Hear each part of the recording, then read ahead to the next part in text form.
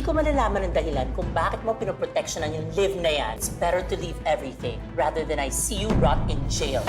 Pagkaalis nila Caroline ay inasikaso ni Lola Nene si Bingo na umangal ang binata na para siyang bata sa ginagawa ng mamang niya sa kanya, pero giniit ng matanda na gagawin niya yun dahil apo niya si Bingo na tinurang na niyang tunay na apo mula kinupkup nila ito. Sabay inasar niya ang binata kung kumusta ang yakapan nila ni Caroline na napansin din niyang parang umiyak ang dalaga.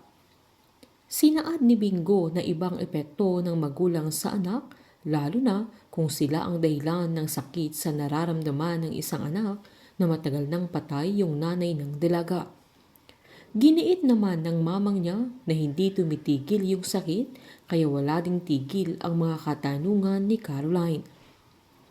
Pinaliwanag ni Bingo na mas naiintindihan na niya ang dalaga kung bakit siya ganun, na dati ang alam niya ay parang robot na hirap siyang makaramdam na epekto ng pagkamatay ng mama niya at hindi niya alam kung ano at talaga ang rason at kung anong totoong nangyari na wala siyang makuhang sagot.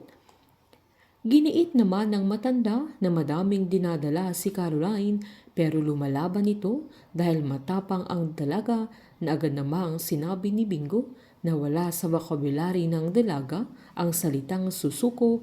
Kahit malabo ang lahat ay naghahanap pa rin siya ng mga sagot sa mga katanungan niya.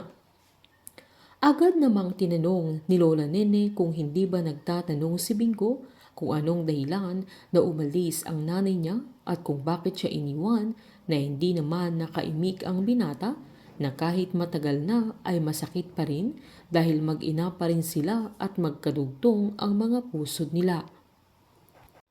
Habang magkasama naman sila Caroline at Jersey ay giniit niyang parang ramdam niya yung sakit ng pagkasaksak ni Bingo. Sabay sinabi na niya lahat kay Bingo ang tungkol sa mama niya at kung anong nararamdaman niya at kung paano ito namatay.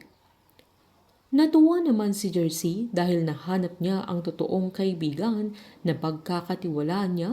Sabay hinawakan niya ang mga kamay ni Caroline at giniit nitong masaya siyang natagpuan niya si Bingo para hindi na siya nag-aalala sa kanya. Kinagabihan ay hindi naman makatulog si Bingo habang nakadungaw ito sa bintana na naalala niya ang sandaling umalis ang nanay niya na giniit nitong 1 milyon ang kapalit ng pag-alis niya. Nangako si Bingo sa sarili niya noong bata siya na magtatrabaho siya at magpapadami ng pera na kapag mayaman na siya ay ayaw na niya sa nanay niya.